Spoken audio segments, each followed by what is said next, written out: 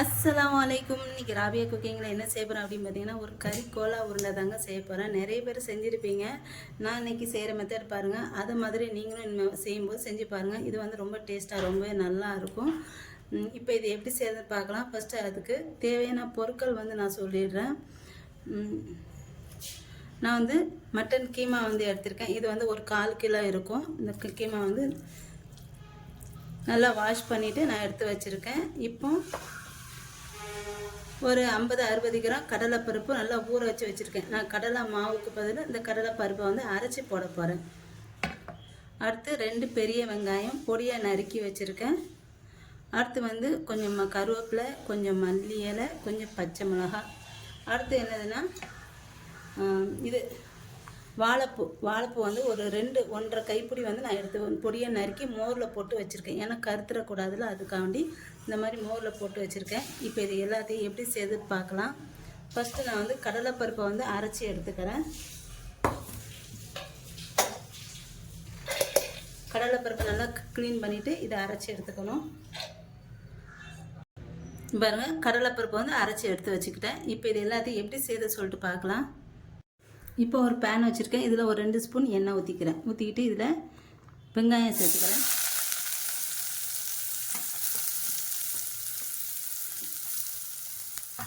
வெங்காயம் சேர்த்துட்டு ரொம்ப வதக்கக்கூடாது,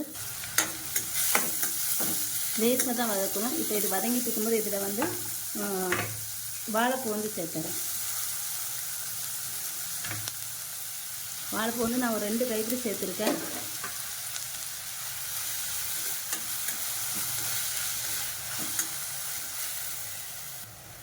அடுத்து இதில் பச்சை மிளகாய் வந்து சேர்த்துருக்கேன்.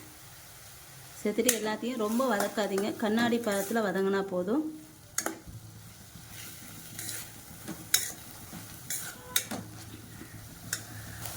இப்போ இது கண்ணாடி பதம் வதங்கிட்டு இருக்கும்போது இப்போ இதில் வந்து மட்டனை வந்து சேர்த்துருக்கேன். நான் வந்து கைமா சேர்த்துட்டு இப்போ இது எல்லாத்தையும் நல்லா மிக்ஸ் பண்ணி நல்லா கலந்து விட்டுக்கணும்.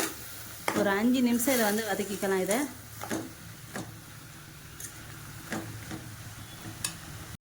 இப்போ இதில் தேவையான அளவு உப்பு வந்து சேர்த்துக்கிறேன்.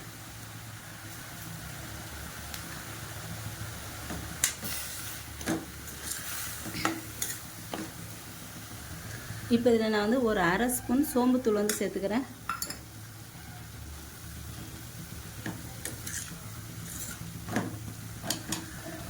அடுத்து மஞ்சத்தூள் ஒரு 1/4 ஸ்பூன் சேர்த்துக்கிறேன்.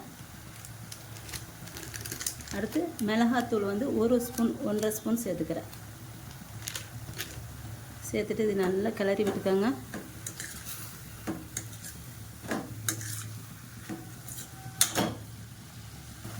இப்போ இதில் ஒரு 1/2 ஸ்பூன் கரம் மசாலா சேர்த்துக்கிறேன்.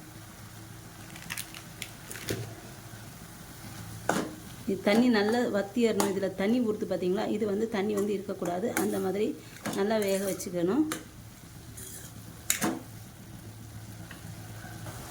அடுத்து இதில் கடைசியாட்டு நான் வந்து தண்ணியெல்லாம் நல்லா வற்றிடுச்சு. இப்போ கடைசியாக நான் வந்து 1 ஸ்பூன் சீரகத்தை வந்து நல்லா தட்டிட்டு இதில் வந்து சேர்த்துக்கிறேன். தண்ணியெல்லாம் நல்லா வற்றிடுச்சு. இப்போ இதை வந்து இறக்கிடலாம்.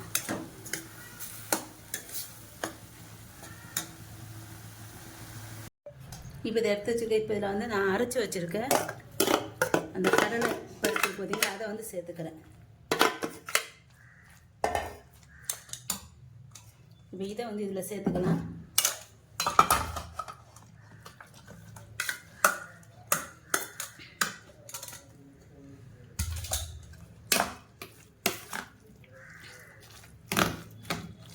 அடுத்து மல்லி இலை கருவேப்பிலை சேர்த்துக்கிறேன்.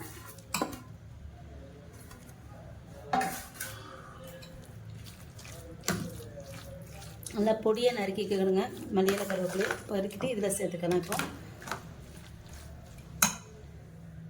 அடுத்து இதில் வந்து அரிசி மாவு வந்து ஒரு 2 ஸ்பூனு இல்லை 3 ஸ்பூன் சேர்த்துக்கோங்க. சேர்த்துட்டு இதையும் நல்லா மிக்ஸ் பண்ணிக்கலாம்.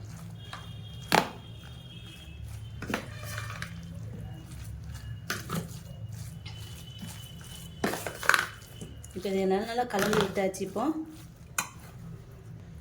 இப்போ இதில் நான் வந்து ஒரு முட்டை வந்து சேர்த்துக்கிறேன்.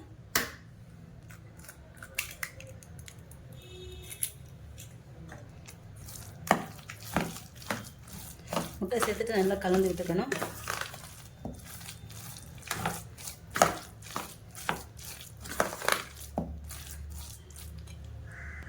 இப்போ இதை வந்து இந்த மாதிரி சின்ன சின்ன உருண்டையாட்டி எடுத்து எண்ணெயில் வந்து போட்டு எடுத்துக்கணும். இதை வந்து இப்போ நம்ம இதை எண்ணெயில் போட்டு எடுத்துடலாம்.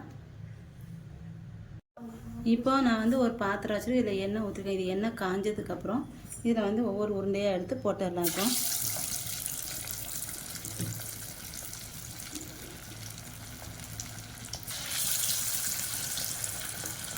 இந்த மாதிரி எல்லா உருண்டையும் ஒன்று ஒன்றா போட்டுக்கோங்க.